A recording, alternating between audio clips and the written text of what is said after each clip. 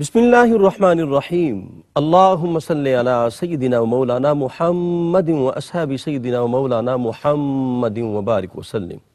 السلام علیکم ورحمۃ اللہ وبرکاتہ۔ انتہائی مکرم، انتہائی محترم ناظرین، سامعین باتمکین، ARYQ TV پر پروگرام ترتیل القرآن میں میں ہوں آپ کا میزبان قاری محمد یونس قادری۔ الحمدللہ اس پروگرام میں ہم قرآن پاک کی مخصوص آیات کی تلاوت کرتے ہیں، ترجمہ، تشریح، تفسیر اور اہم نکات بیان کیے جاتے ہیں۔ بہت بڑی علمی، روحانی، مذہبی اسکالر شخصیت حضرت علامہ محمد شہزاد مجددی صاحب، السلام علیکم۔ وعلیکم السلام ورحمۃ اللہ صاحب۔ حضور آپ کو خوش آمدید کہتے ہیں۔ اور آج ہماری خوش بختی ہے کہ ہمارے ایوان میں، ہمارے پروگرام میں بہت بڑی ہستی اور جن کا شمار استاذ القراء کے اندر ہوتا ہے، اور پورے عرب و عجم کے اندر قراء نے آپ سے استفادہ کیا۔ الحمدللہ ایک طویل دورانیہ ہے قراءت قرآن کا آپ کا۔ حضور قبلہ الشاہ امام احمد نورانی رحمۃ اللہ تعالی علیہ نے انہیں ہالینڈ بھیجا، وہاں 27 سال رہے، پھر 8 سال آپ انگلینڈ میں رہے، اور پھر پاکستان میں ایک طویل دورانیہ ہے قراءت کے حوالے سے آپ کا۔ تو وہ عظیم ہستی ہیں جن کا شمار استاذ القراء کے اندر ہوتا ہے۔ ہمارے ساتھ آج ہمارے پیارے مہمان، انتہائی معتبر شخصیت، انتہائی محترم فضیلت الشیخ جناب قبلہ قاری خیر محمد چشتی دامت برکاتہ القدسی۔ السلام علیکم قاری صاحب۔ وعلیکم السلام۔ جی قاری صاحب، قبلہ آپ سے آغاز کریں گے، جی بسم اللہ کریں جی۔ اعوذ باللہ من الشیطان الرجیم، بسم اللہ الرحمن الرحیم۔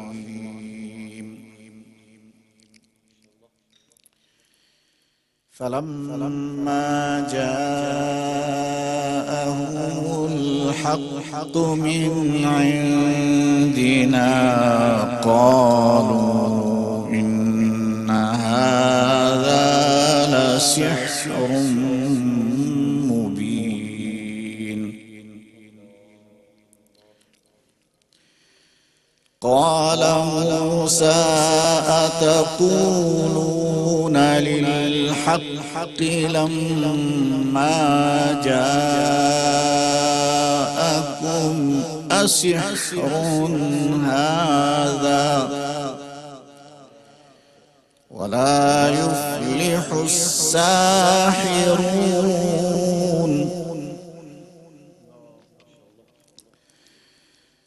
قالوا أجئتنا لتلفتنا عما وجدنا عليه آباءنا وتكون لكم الكبرياء في الأرض وما نحن لك بمؤمنين وقال فرعون ائتوني بكل ساحر عليم صدق اللہ العظیم۔ سبحان اللہ، سبحان اللہ۔ ناظرین مکرم، آیات بینات کی آپ نے تلاوت سماعت فرمائی ہے، اور اب ہم بڑھتے ہیں اس کے ترجمہ کی جانب، تشریح کی جانب اور اہم نکات کی جانب۔ میں ملتمس ہوتا ہوں جناب حضرت علامہ محمد شہزاد مجددی دامت برکاتہ القدسیہ سے۔ بسم اللہ قبلہ۔ جی بسم اللہ الرحمن الرحیم، الحمدللہ رب العالمین والصلاة والسلام علی اشرف الانبیاء والمرسلین وعلی آلہ وصحبہ اجمعین۔ یہ سورہ یونس کی آیت نمبر 76 سے قاری صاحب نے تلاوت فرمائی ہے، جی حضور۔ اور 11واں پارہ ہے جس میں ارشاد ربانی ہے۔ تو جب ان کے پاس ہماری طرف سے حق آیا سبحان اللہ، تو بولے یہ تو ضرور کھلا جادو ہے۔ اللہ اکبر۔ تو موسیٰ علیہ السلام نے کہا کیا حق کی نسبت ایسا کہتے ہو؟ جب وہ تمہارے پاس آیا کیا یہ جادو ہے؟ اور جادوگر مراد کو نہیں پہنچتے، یہ قرآن کا فیصلہ ہے۔ اللہ اکبر۔ لا یفلح الساحرون، بے شک بے شک۔ پریشانی ہوتی ہے، سحر جو ہے بندے کو پریشان کر دیتا ہے، بیمار کر دیتا ہے، اس کو ڈی ٹریک کر دیتا ہے، جی لیکن قرآن کا فیصلہ یہ ہے کہ آخری کامیابی حق کی ہے، سحر کی نہیں ہے۔ ہاں، اللہ اکبر اللہ اکبر۔ ساحرین جو ہیں، جادوگر ہیں، یہ مراد کو کبھی نہیں پہنچتے، کامیاب کبھی نہیں ہوتے۔ یہ قرآن کہتا. اور جب یہ کہا گیا جی تو بولے کیا تم ہمارے پاس اس لیے آئے ہو کہ ہمیں اس سے پھیر دو جس پر ہم نے اپنے باپ دادا کو پایا اور زمین میں تم ہی دونوں کی بڑائی رہے اور ہم تم پر ایمان لانے کے نہیں. اللہ اکبر. اور فرعون بولا ہر جادوگر علم والے کو میرے پاس لے آؤ. جی یہ واقعہ جو ہے بڑا معروف واقعہ ہے قرآن پاک کے اندر. جی حضور. جب حضرت سیدنا موسیٰ علیہ نبینا علیہ الصلوۃ والسلام آپ کے مقابلے کے لیے فرعون نے ظاہر ہے بہت سارے ہتھ کنڈے اختیار کیے تھے. ٹھیک پھر اس نے اپنے پاس موجود جادوگروں کو حاضر کیا ٹھیک. اور جادو اور سحر کے ذریعے کوشش کی جی کہ جو پیغام حضرت جناب موسیٰ کلیم اللہ علیہ الصلوۃ والسلام لے کر آئے ہیں اس کا معاذ اللہ رد کرنے کی کوشش کی. ٹھیک ٹھیک. اور یہ ہمیشہ سے رہا ہے.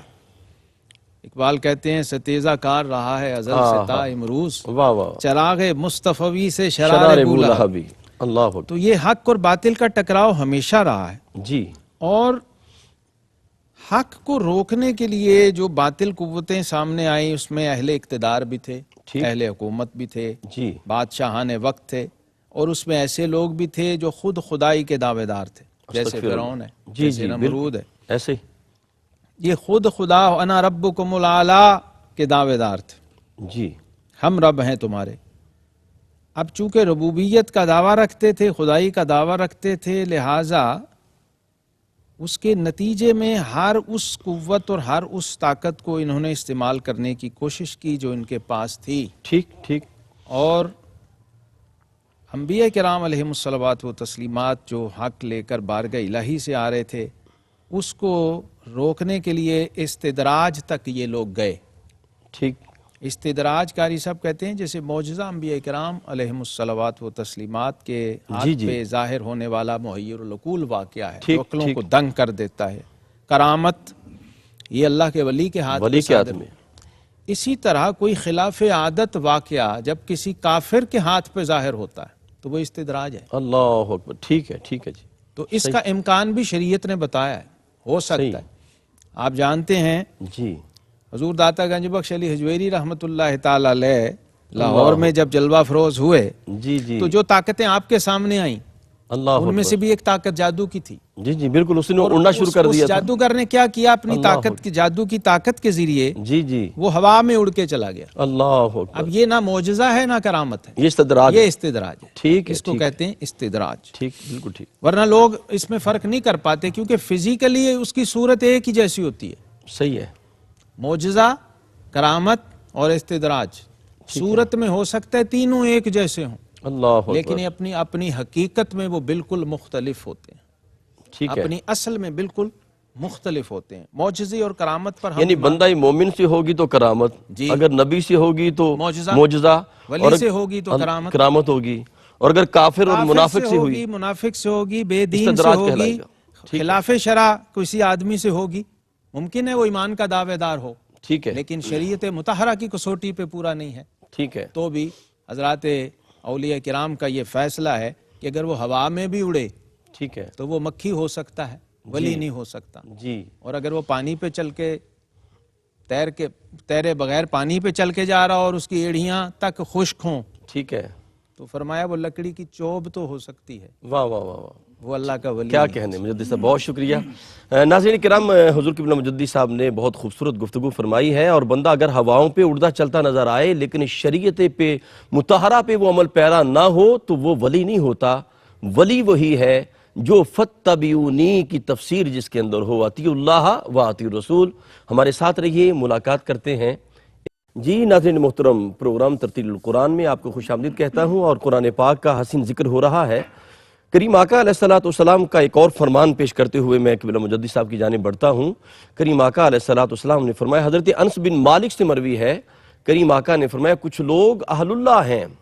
عرض کی یا رسول اللہ اہل اللہ کون ہیں؟ فرمایا جو اہل قرآن ہیں وہی تو اہل اللہ ہیں. فرمایا وہ اللہ کے خاص بندے اور اللہ کے اہل اللہ ہیں. قبلہ مجدد صاحب آپ فرما رہے تھے سحر کے حوالے سے. جی استدراج. جادو کا ذکر قرآن پاک میں بہت زیادہ آیا ہے. ٹھیک ہے. تو اس مقام پر بھی ایک آیت کریمہ ہے جی سورہ یونس کی آیت نمبر 81.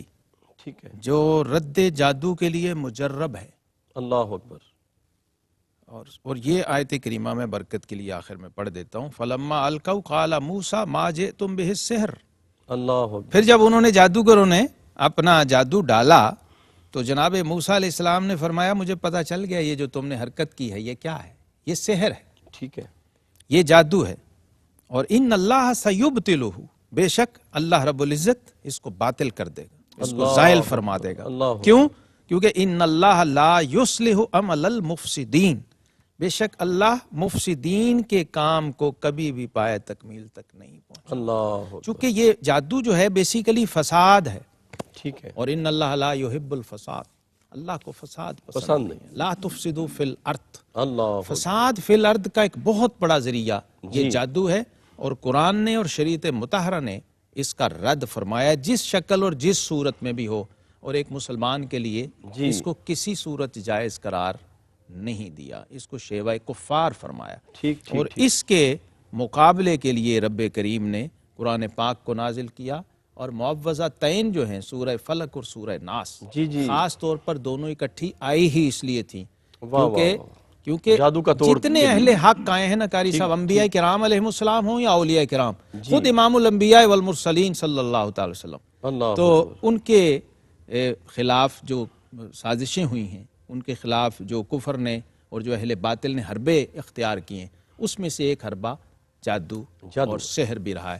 چنانچہ قرآن نے جگہ جگہ اس کی نشاندہی بھی کر دی ہے، اس کا رد بھی فرما دیا ہے، اور اپنے ماننے والوں کو وہ نسخہ کیمیا بھی دے دیا ایک تو مجدد صاحب آپ نے فرمایا معوذتین، سورہ فلق اور سورہ ناس، یہ جو آیت کریمہ ہے یہ میں کہتا ہوں دوبارہ آپ ترتیب کے ساتھ پڑھ دیں. کی آیت نمبر 81 ہے. فَلَمَّا أَلْقَوْا قَالَ مُوسَىٰ مَا جِئْتُمْ بِهِ السِّحْرُ ٹھیک ہے، إِنَّ اللَّهَ سَيُبْطِلُ إِنَّ اللَّهَ لَا يُصْلِحُ عَمَلَ الْمُفْسِدِينَ. یہ جادو کے توڑ کے لیے اس بہتر آیت ہے. کریمہ کو کثرت سے پڑھنا چاہیے، ٹھیک ہے جی. کثرت سے پڑھنا چاہیے. اگر خدا نخواستہ اس قسم کا کوئی شائبہ ہو کہ جادو یا اور نہ بھی ہو تو برکت کے لیے آپ پڑھتے رہیے، تاکہ اللہ تعالیٰ جادو اور سحر اور اس طرح کے برے اثرات سے ہمیں محفوظ فرمائے.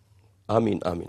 جی قبلہ قاری قاری صاحب صاحب آج چونکہ ہمارا ایک طرح سے افتتاحی پروگرام بھی ہے آپ کے ساتھ، آپ کی ہوسٹنگ میں اور آپ کی میزبانی میں، الحمدللہ، اور خیر القراء عالم اسلام کے عظیم قاری اور بہت بڑے استاذ حضرت قاری خیر محمد صاحب چشتی مہاروی دامت برکاتہم العالیہ، واہ واہ واہ. نسبت چشت اور نسبت قرآن دونوں کے ساتھ آپ ہمارے ساتھ جلوہ فروز ہیں، اور سبحان اللہ. ہمارے لیے بڑی خوشی اور سعادت کی بات ہے. اور میں اپنے ناظرین کو بھی کہوں گا کہ آپ نے یہ لفظ سنا ہوگا اللہ والے.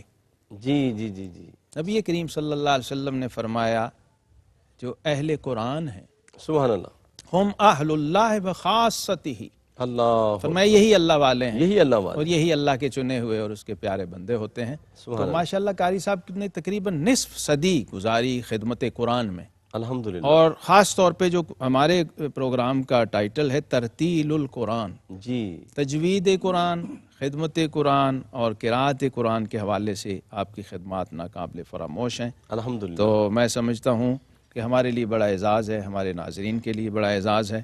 اللہ تبارک و تعالی قاری صاحب کی برکتوں سے ہم سب کو فیض یاب فرمائے. آمین آمین. اب قاری صاحب کو آپ دعوت پیش جی کیجیے. ماشاءاللہ آپ نے ایک دو جملہ کہا بڑا پیارا جی، خیر القراء ہیں جی. جی خیر القراء. سبحان اللہ سبحان اللہ. میں حضور قبلہ قاری صاحب آپ سے ملتمس ہوں کہ بسم اللہ. اگلی آیات بینات جو ہیں وہ سامعین کی نظر کریں جی. بسم اللہ جی. أعوذ بالله من الشيطان الرجيم. بسم الله الرحمن الرحيم. لو أنزلنا هذا القرآن على جبل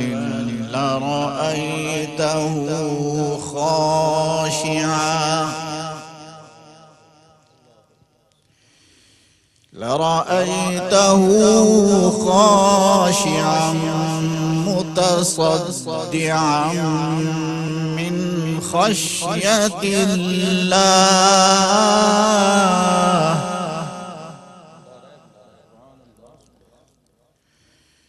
وتلك الأمثال نضربها للناس لعلهم يتفكرون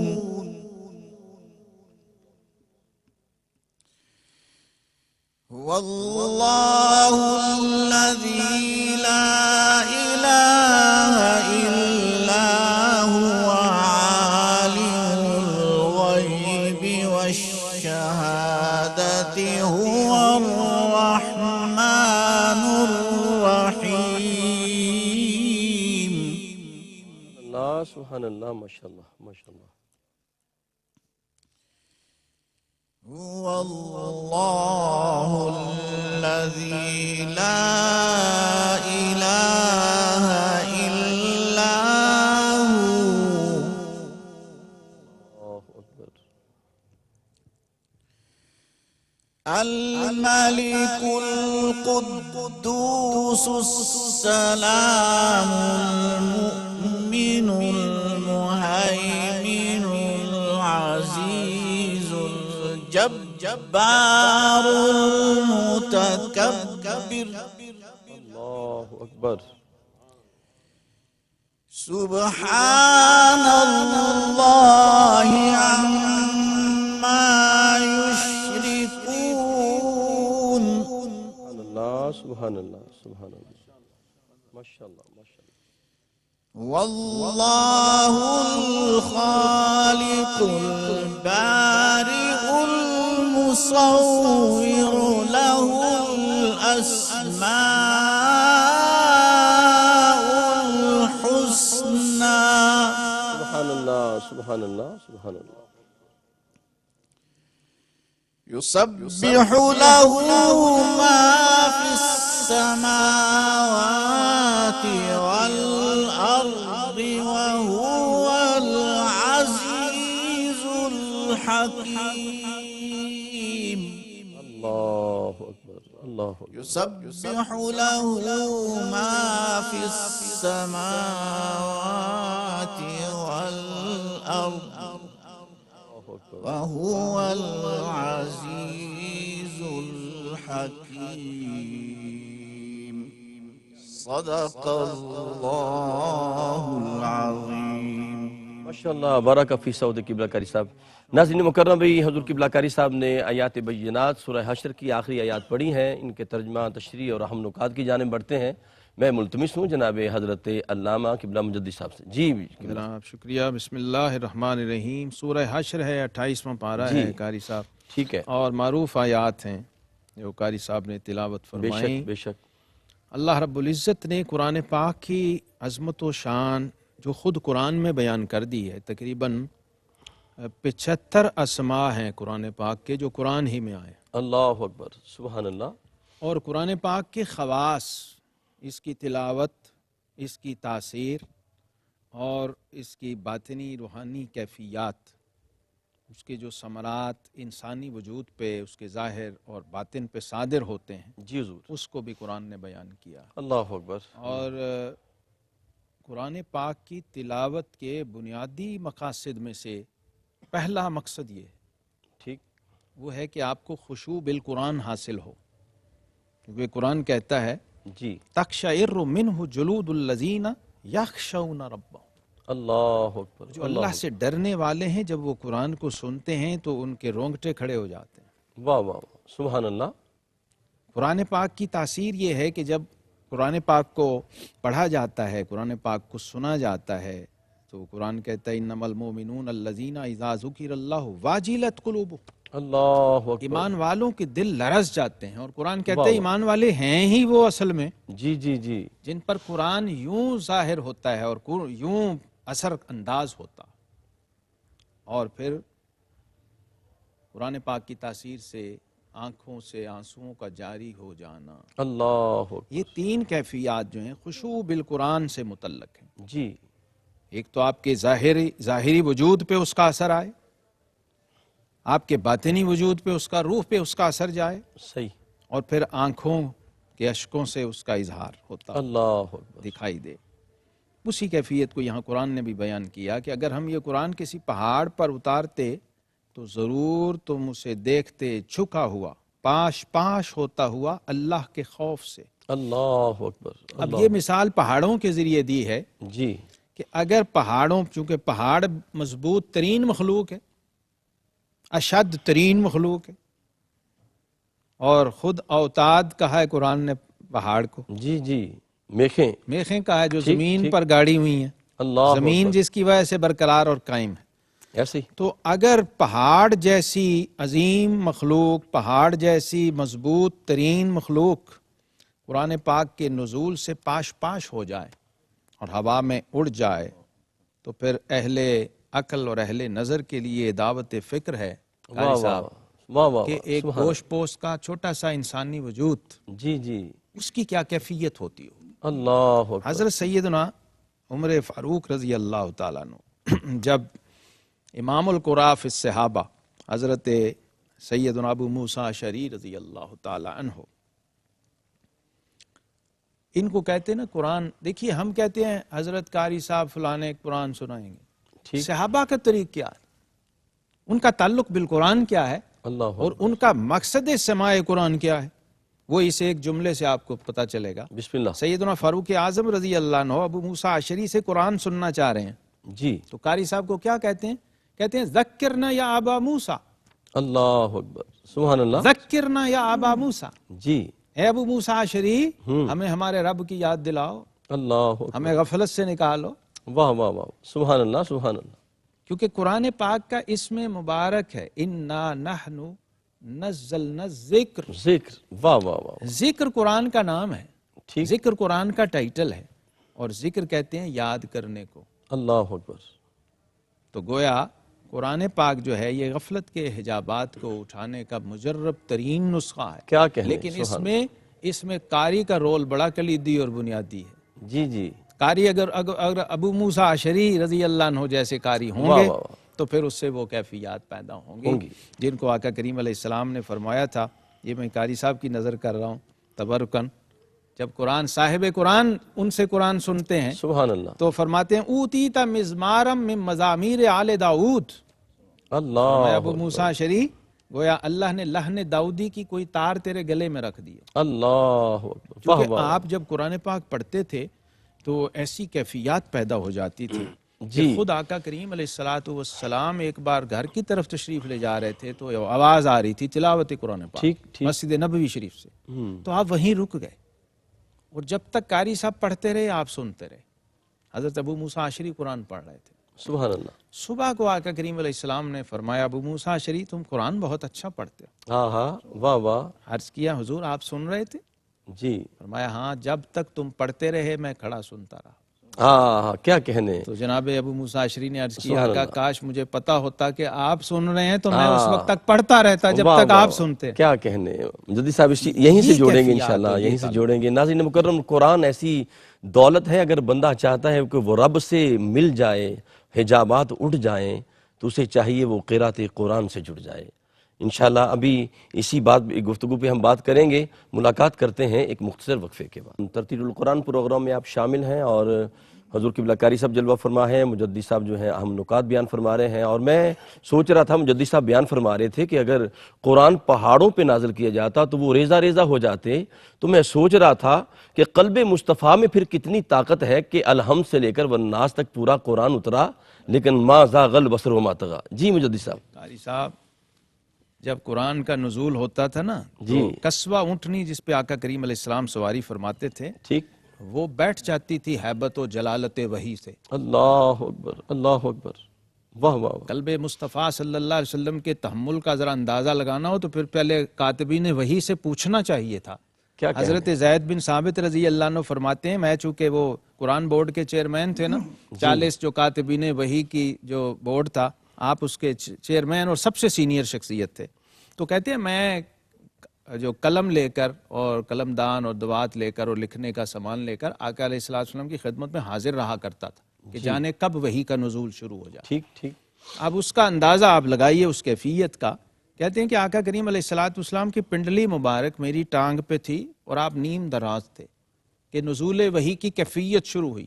اللہ تو اکبر، مجھے یوں لگا جیسے کسی نے آرا میری ٹانگ پہ رکھ کے اسے چیر دیا ہے۔ اللہ اکبر، اللہ اکبر، اللہ اکبر، غار حرا میں جب اقرا کی آیات آئی ہیں تو ذرا اس وقت کی آپ جی جی جی، روایات کو بالکل پڑھیے بالکل، اللہ کہ کیا اکبر، کیفیات ہوتی ہیں ٹھیک اس ٹھیک، قرآن کے تحمل کے لیے بندے کو کس کیفیت سے گزرنا پڑتا سبحان ہے۔ اللہ، صاحب سبحان قرآن صلی اللہ تعالیٰ علیہ وسلم نے اللہ اس اکبر، لیے قاری کا جب پوچھا گیا نا جی، کہ حضور سب سے اچھا قاری کون ہے، ہوں، تو آقا کریم علیہ الصلوۃ والسلام نے فرمایا جس کا قرآن سن کے تمہیں لگے کہ یہ اللہ سے ڈرتا ہے۔ ٹھیک، اب قرآن پرفارمنس کا یا ایکٹنگ کا یا اداکاری کا ذریعہ نہیں ہے۔ جی جی، قرآن پاک میں ہماری آپ قاری صاحب کو سن رہے ہیں، بلا تکلف قرآن پڑھ رہے ہیں۔ ہمارے اکابر کی مجالس میں یوں پلین قرآن پڑھا جاتا، حضور غوث پاک رضی اللہ عنہ کی محفل میں قاری صاحب 1 یا 3 آیات پڑھتے تھے اور سادہ، ٹھیک، لیکن ایک کیفیت ہوتی تھی، ایک حال ہوتا تھا، ایک تاثیر ہوتی تھی۔ حضرت صالح مولا حذیفہ رضی اللہ تعالیٰ عنہ جی، قرآن پاک پڑھ رہے ہیں، آقا کریم علیہ الصلوۃ والسلام نے سنا، صاحب قرآن صلی اللہ علیہ وسلم نے سنا، امتی سے، شاگرد سے، استاد نے، اور ایسا قرآن پڑھا انہوں نے کہ آقا علیہ الصلوۃ والسلام نے جا کے جو شاباش دی اور داد دی تو فرمایا الحمدللہ الذی جعل مثلک فی امتی، ہاں، شکر ہے اس ذات پاک کا جس نے تیرے جیسے قاری کو میرا امتی بنایا۔ اللہ اکبر، اللہ اکبر، واہ تو واہ، قرآن کے ساتھ جب تعلق ہوتا ہے تو وہ قاری کی تلاوت سے اور قرات سے پھر وہ چھلکتا ہے، قاری کے باطن کا نور چھلکتا ہے اور قرآن کا نور چھلکتا ہے۔ اس لیے فرمایا اگر اس کو ہم پہاڑوں پر اتار دیتے تو پہاڑ اس کی ہیبت سے ریزہ ریزہ، اور یہ مثالیں ہم لوگوں کے لیے بیان فرماتے ہیں تاکہ وہ غور و فکر کریں، ہاں، تاکہ وہ سوچیں، اور وہی اللہ ہے جس کے سوا کوئی معبود نہیں، اور ہر نہاں اور عیاں کا وہ جاننے والا ہے، اور وہی ہے بڑا مہربان اور رحمت والا۔ یہ سورہ حشر کی جو آخری 3 آیات ہیں قاری صاحب، جی جی، نبی کریم علیہ الصلوۃ والسلام نے ارشاد فرمایا جو شخص صبح 3 بار ان کی تلاوت کر لے شام تک 70,000 ملائکہ اس کی بخشش و مغفرت کی دعا واہ کرتے واہ رہیں، واہ، سبحان اور جو اللہ، شام کو ان 3 آیات کو پڑھ لے صبح تک 70,000 فرشتے اس کی بخشش اور مغفرت کی دعا کرتے سبحان رہتے ہیں، اللہ، یعنی سبحان 1,40,000 فرشتہ جی، اس ایک قاری اور اس ایک شخص کے لیے کیا کہنے، وقف ہو جاتا ہے، فکس ہو جاتا ہے اس کے لیے دعا کرنے کے لیے۔ بہت خوبصورت۔ آج تو مجدد صاحب آپ وظائف ہی بتا رہے ہیں ساتھ ساتھ، ماشاءاللہ برکت بھی ہے نا جی برکت قرآن بھی کی۔ ہے۔ میں قبلہ قاری صاحب کی جانب بڑھوں گا، بسم اللہ۔ قاری صاحب اگلی آیات بینات جو ہیں وہ پیش کرنے کا اعزاز اور شرف پائیں، بسم اللہ جی۔ أعوذ بالله من الشيطان الرجيم بسم الله الرحمن الرحيم تبت يدا أبي لهب وتب ما أغنى عنه ماله وما كسب سيصلى نارا ذات لهب وامرأته حمالة الحطب سيصلى نارا ذات لهب وامرأته حمالة الحطب في جيدها حبل من مسد صدق اللہ العظیم۔ کیا کہنے قاری صاحب۔ ناظرین مکرم، سورہ لہب کی قبلہ قاری صاحب نے تلاوت کی ہے اور مجدد صاحب کی جانب ہم بڑھتے ہیں، لیکن ایک بات میں آپ کے عرض کر دوں، جتنے انبیاء رسول اس کائنات میں آتے رہے جب ان پہ اعتراض ہوتا تھا تو وہ خود جواب دیتے تھے۔ یہ امام الانبیاء کا امتیاز ہے کہ اعتراض کرنے والے کافر ہیں تو جواب دینے والا مولا ہے۔ جی مجدد صاحب۔ جی بسم اللہ الرحمن الرحیم۔ 30واں پارہ ہے قاری صاحب اور مشہور سورہ مبارکہ ہے، اس کا نام ہے سورہ لہب، ٹھیک، اور اس کا نام ہے سورہ مسد۔ جی، عام طور پہ سورہ لہب ہی اس کو کہا جاتا ہے اور لکھا جاتا ہے۔ اس میں اس شخص کا ذکر ہے جس کی کنیت ابو لہب ہے، ٹھیک، اور یہ نبی کریم صلی اللہ تعالیٰ علیہ وسلم کا رشتے میں سگا چچا ہے، عبد العزا اس کا نام ہے، جی حضرت عبد المطلب کا بیٹا ہے نبی کریم، اور کہتے ہیں کہ اس کا جو چہرہ تھا وہ ایسے سرخ تھا جیسے شعلہ لپکتا ہے، ٹھیک ٹھیک، اس لیے ابو لہب کہا جاتا تھا، اس نام سے اس کو پکارا جاتا تھا۔ جب آقا کریم علیہ الصلاۃ والسلام کو یہ حکم ہوا بارگاہ الہی سے کہ آپ اپنی دعوت حق کو عام کیجئے اور انذر عشیرتک الاقربین، اپنے مقرب رشتہ دار ہیں، قریبی رشتہ دار ہیں، ان کو اللہ کی طرف بلائیے اور ان کو ڈر سنائیے۔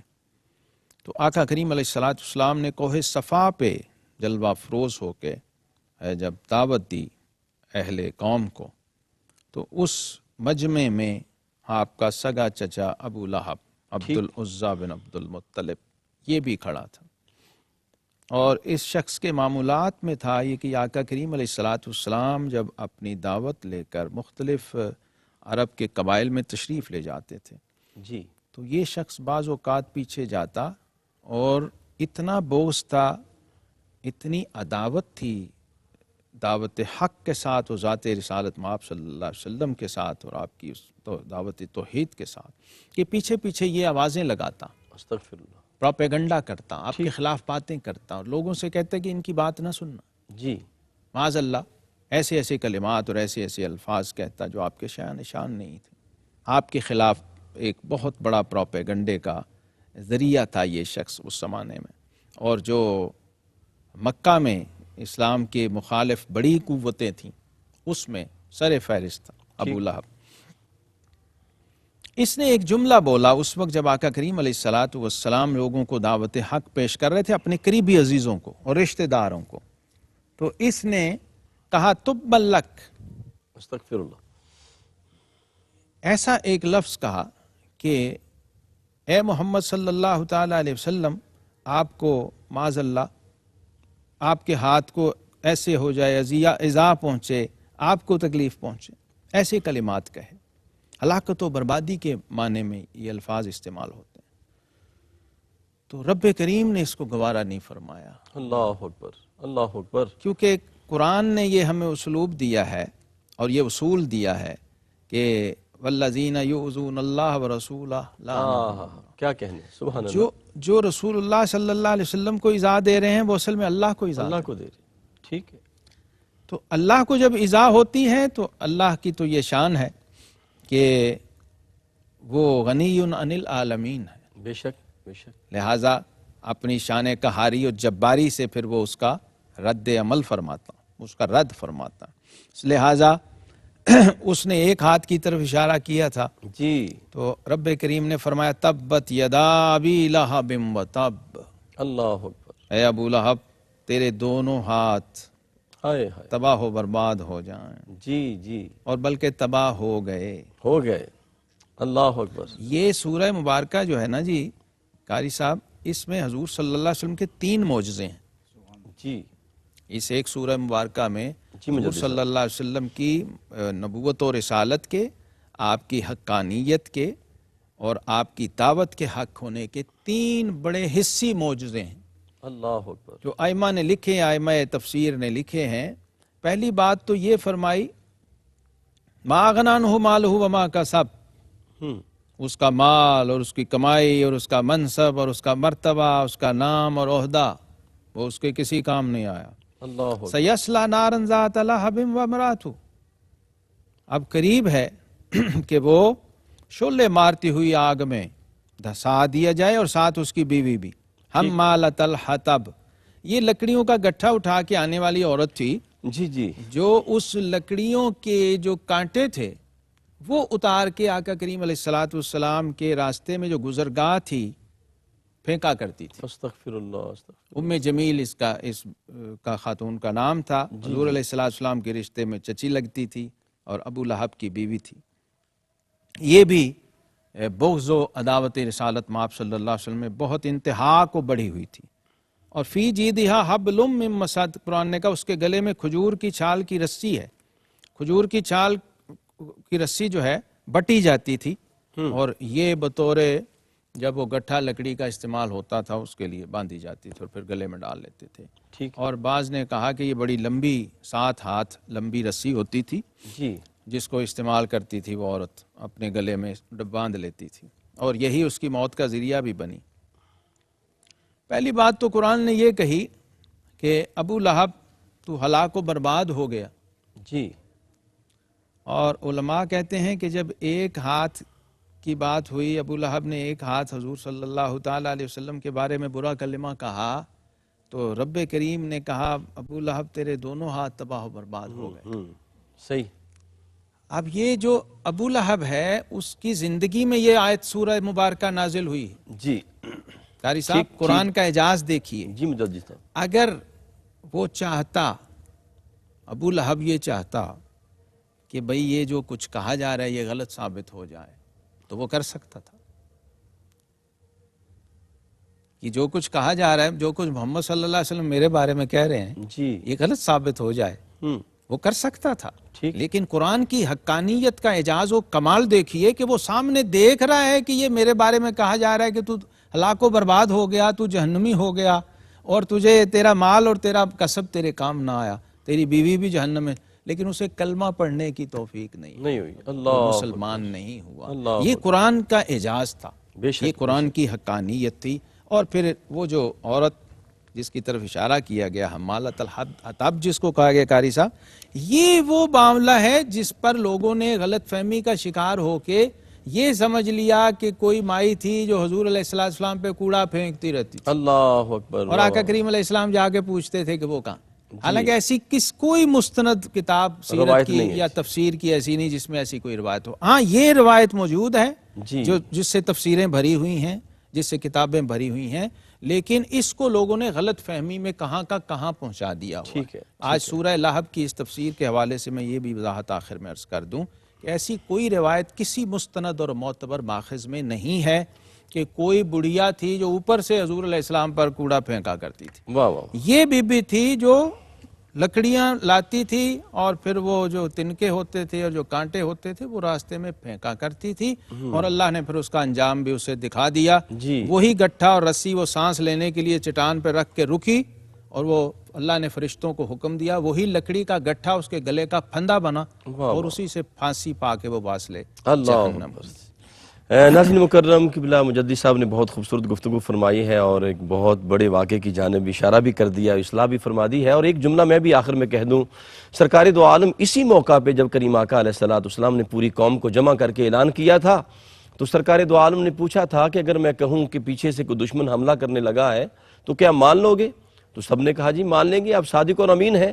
تو کریم آقا نے فرمایا اگر تم جا کے دیکھو اور وہ دشمن نہیں ہے، وہ لشکر نہیں ہے، اور تم اسے نہ پاؤ تو پھر کیا کہو گے؟ تو سب نے کہا تھا ہماری آنکھ کا دھوکا ہو سکتا ہے، محمد کی زبان جھوٹ نہیں بول سکتی صلی اللہ علیہ وسلم.